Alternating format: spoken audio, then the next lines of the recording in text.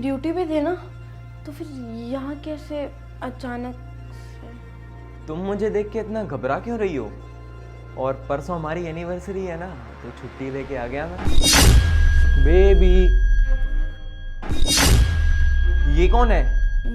ये देखो शिवांश, जैसा तुम सोच रहे हो वैसा बिल्कुल भी नहीं है। एक मिनट, मैं तो कुछ समझ ही नहीं रहा ना। अच्छा, चोर की दाढ़ी में तिनका। बता बेटा, कौन है तू और मेरे घर में क्या कर रहा है? अरे भाई साहब, मैं आपको... तुम चुप रहो, जाओ यहाँ से, मैं खुद बात कर लूंगी।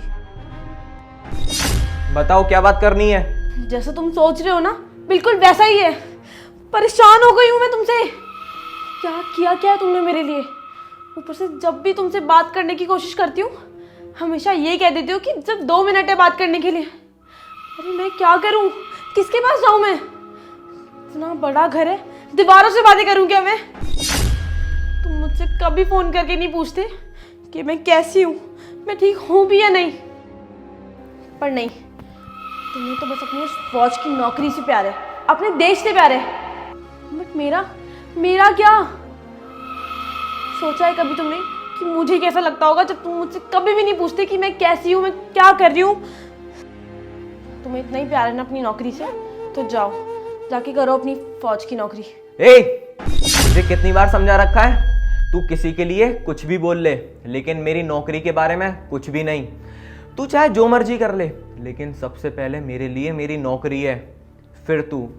और एक मिनट, तुझे पता था ना शादी से पहले कि मैं एक फौजी हूँ? जब तो तेरे घर वाले बहुत खुश थे कि हमारा जमाई एक फौजी है, और तू भी बहुत खुश थी, लेकिन अब क्या हुआ? बताऊं तेरे घर वालों को कि उनकी बेटी पीठ पीछे क्या गुल खिला रही है, कैसी घटिया हरकतें हैं उसकी। हाँ, खुश थे हम, क्योंकि हमें ये नहीं पता था कि तुम ऐसे निकलोगे। तुम मुझसे मेरा हाल चाल तक नहीं पूछोगे।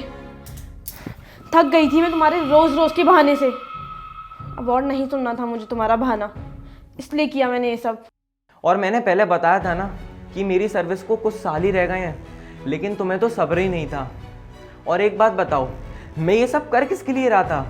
हमारे लिए ही तो कर रहा था, ताकि हमारा फ्यूचर सिक्योर रहे, हम खुश रहते, कितनी सारी खुशियाँ होती।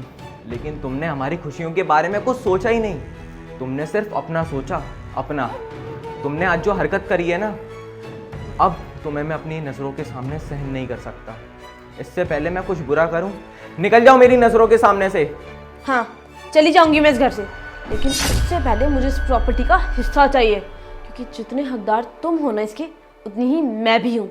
शाबाश, शर्म तो आ नहीं रही होगी। कितनी बेशर्म हो यार तुम। इतनी घटिया हरकत करने के बाद भी तुम्हें प्रॉपर्टी का आधा हिस्सा चाहिए? तुम्हें प्रॉपर्टी का आधा हिस्सा क्या, एक ईंट तक ना दूं। और हाँ, प्रॉपर्टी चाहिए ना तुम्हें, प्रॉपर्टी के पेपर्स तो नहीं, डिवोर्स के पेपर कल सुबह तुम्हारे घर जरूर पहुंच जाएंगे। अब निकल जाओ मेरे घर से। तुम्हें छोड़ूंगी नहीं। Get out.